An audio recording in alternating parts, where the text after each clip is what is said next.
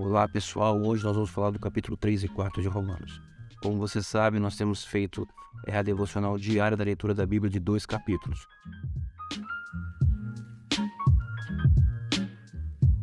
Diariamente a gente lê 2 capítulos, isso não leva mais que 10 minutos, de incentivo a fazer isso. E logo depois a gente faz o comentário e deixa o vídeo gravado.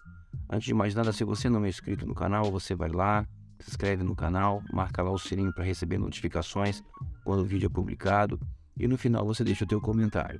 E também, se você quiser, coloca lá o seu gostei ou não gostei no final, se a plataforma permitir isso. A gente pretende colocar o vídeo e o áudio nas plataformas de áudio. Vamos lá. Hoje falaremos sobre o capítulo 3 e 4 de Romanos. Eu te confesso que é um desafio para mim falar sobre Romanos. É muito rico e muitas coisas. A gente fica e precisa ter metodologia para falar sobre isso, né? Se você se lembra, ontem nós falamos sobre a questão do judeu. O judeu é aquele que é no interior e não na carne. Não é o que é circuncidado. Circuncisão é você tirar a pele do prepúcio do pênis. Isso é um sinal que todo judeu, um homem, tem. Então, quando Paulo falava isso, falava, judeu não é o que tem a marca na carne, mas aquele que é no interior. Aí no capítulo 3, Paulo ele vai abordar agora o judeu. Ele fala assim, então qual é a vantagem de ser judeu? Ser judeu é o que está no interior.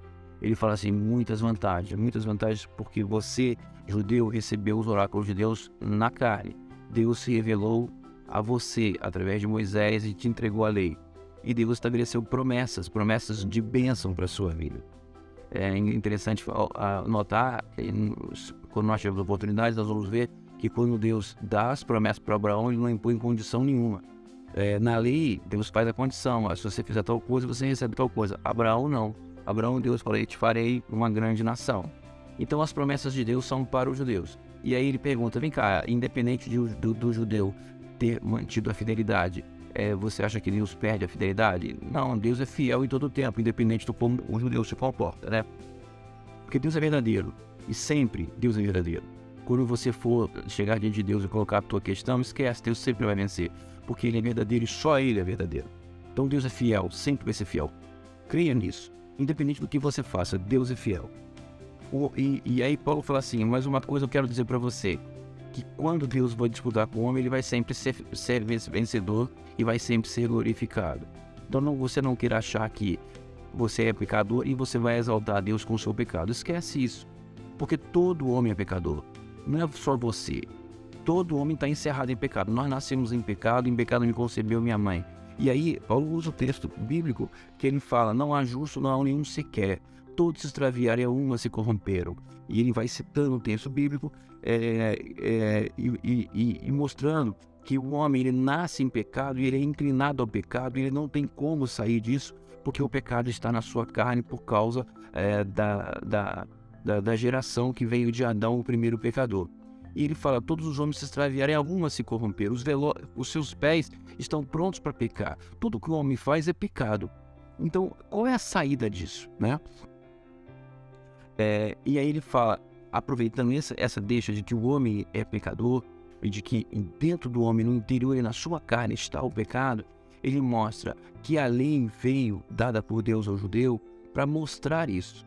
Porque ainda que você, no seu íntimo, né, ou na sua particularidade, possa você achar que você é um bom homem, no dia a dia vai sempre ter um momento em que você vai estar correndo atrás do mal, do erro. E aí Paulo fala, por isso a lei foi entregue, para ressaltar isso, que ninguém é capaz de cumprir a lei por obras, pela sua própria força, pelo seu próprio modo. O esforço humano não vai gerar justiça, porque ele só vai gerar pecado. E a lei veio mostrar isso. Quando Deus estabelece a lei vira um peso para o povo de Israel, porque ele ressaltou aquilo que antes a criação dizia para ele no espírito, mas aquilo foi jogado para o seu raciocínio, para a sua alma, para o seu dia a dia, para a sua cultura. E quando a lei entrou, ela pesou sobre o homem e mostrou, ressaltando que ele é pecador e que não há nada que ele faça, que é o texto que nós lemos antes, que Paulo cita da Bíblia, nada dos profetas, né? Salmos, nada que ele faça pode gerar justiça, nada. ainda que algumas vezes o coração se engane, se compare com o seu vizinho, se compare com o bandido, se compare com o assassino, com o ladrão, mas diante de Deus não é nada. Se Deus olha do céu e no padrão de Deus, acabou. Todos são pecadores. E aí quando a lei vem, mostra que ninguém é capaz de cumprir a lei. E como que Deus fez isso? Como é que Deus resolve isso, né? E como é que isso foi resolvido? Deus resolve com Ele mesmo, vindo em carne, cumprindo a lei, morrendo na cruz e cumprindo o dito: a alma que pecar, essa morrerá. Quando Jesus morre sem pecado, Ele cumpre a lei, cumprindo toda a lei. Como é que Ele pagou o preço da morte? Então Ele tinha um crédito, já que o salário do pecado é a morte. Jesus cumpre toda a lei sem pecado, como é o próprio Deus. Cumpre toda a lei sem pecado e morre. Então Ele tem um crédito, porque não precisava cumprir isso. E a partir daí, Jesus, Ele ressuscita e vence a morte. Por quê? Porque não tinha como pagar o preço daquilo que Ele não tinha como dívida, o pecado.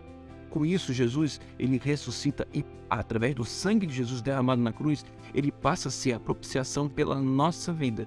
E Deus propõe Jesus como meio de salvação para nós, através da fé, e não mais através de obras. Então, aí Paulo fala: Jesus passa a ser o motivo da salvação de Deus por nós, que nós alcançamos não pelas nossas obras, porque as nossas obras, o nosso esforço, nossa forma de ser, não consegue produzir a justiça de Deus. Mas a justiça de Deus foi produzida por Ele mesmo, Deus, através de Jesus, na carne. Por isso, Jesus nasceu por obra do Espírito Santo. Por isso que Jesus veio em carne e Deus cumpriu toda a lei. Aí nós somos justificados não pelas nossas obras, mas pela fé em Jesus, né? E aí é que vem a questão. Então, como eu faço para cumprir a lei? A lei se cumpre em mim através da fé. Bom, aí você pode perguntar assim: bom, legal, então não preciso fazer mais nada. Basta eu crer e posso continuar a minha vida de devassidão. Não é bem assim, porque nós vamos ver isso no capítulo 5 amanhã, mas aí Paulo pega e usa Abraão como referência. Olha, Abraão teve atos de justiça pela fé. Porque ele começa a falar: quer que eu te prove que a salvação é pela fé? Abraão, quando ele recebeu a promessa de Deus que ele seria pai de muitas nações, ele recebeu essa promessa estando circuncidado, ou seja, na lei, diante da regra legal da circuncisão, ou incircunciso, ainda sem ser circuncidado. Ele fala: não, quando Deus chega para Abraão, e Abraão creu em Deus, ele creu na promessa de Deus que Deus fez para ele quando ele ainda era incircuncidado. O que Paulo quer dizer com isso? Que a promessa de Deus a Abraão foi feita para todos aqueles que creem, não é todos aqueles que são circuncidados. Então ele fala: se a promessa de Deus fosse feita no regime da lei, somente os regimes da lei poderiam herdar a ela. Mas quando a promessa é feita no regime com Abraão ainda incircunciso, ou seja, sem estar debaixo da lei, a promessa vale para todos os que creem, não aqueles que estão debaixo da lei. Aí ele cita de novo a Bíblia: Abraão creu e isso lhe foi imputado para a justiça. Então ele fala assim: a herança de Abraão é que ele seria pai de muitas nações, apontando para todos os gentios também. Porque todos estão encerrados debaixo do pecado. Seja grego, seja judeu, seja brasileiro, seja português, todos estão debaixo do pecado. Ninguém tem salvação. Olhando o Deus do céu, não viu um justo sequer. E ele mesmo, com o seu braço, Jesus, providenciou a salvação. O próprio Deus providenciou a salvação. É impossível você olhar para Jesus e não ver e não entender que tem que ser Deus fazendo essa obra, porque só Deus era capaz de cumprir toda a justiça e toda a lei. E ele fala assim: Abraão creu em Deus e isso lhe foi imputado para a justiça. Mas o que isso tem a ver, essa fé tem a ver com as questões práticas do dia a dia. É que quando Abraão creu, ele creu num Deus que era capaz de ressuscitar mortos, era capaz de trazer à existência as coisas que não existem, porque ele tinha 100 anos. E quando ele olhava para o seu corpo, ele não era capaz de gerar um filho para gerar nações. Ele não tinha filho, nem a Sara tinha filhos. Sara era estéril, ele tinha 90 anos. Quando Abraão olhou para isso, ele creu em Deus que era capaz de mudar essa situação e trazer à existência as coisas que não existem. Da mesma forma, quando eu olho para mim e vejo que eu não sou capaz de cumprir a justiça de Deus, e olho para Jesus e creio nele, eu olho para Jesus como alguém que é capaz de mudar a minha vida, de mudar a minha existência e trazer as coisas que não existem à realidade.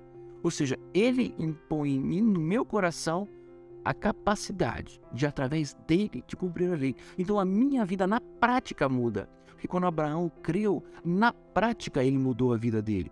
Quando ele creu em Deus que poderia, na prática, mudar o estado em que ele estava e trazer à existência as coisas que não poderiam jamais existir. Um homem de 100 anos de idade gerar um filho e uma mulher estéril de 90 anos. E isso na prática aconteceu, nascendo Isaac de uma mulher e de Abraão. E na prática acontece com a gente. Aquilo que nós éramos incapazes de fazer, porque o pecado está na nossa carne, Deus vem e muda a nossa circunstância em nome de Jesus. E nós passamos a refletir a imagem de Deus em Cristo Jesus. E Paulo vai falar isso a partir do capítulo 5, mostrando que quando nós cremos em Jesus, entregamos a nossa vida a Ele, pela fé, na prática essas coisas mudam. Porque o nosso corpo amortecido pelo pecado é ressuscitado em Cristo Jesus. É até o sinal do batismo, depois eu falar sobre isso.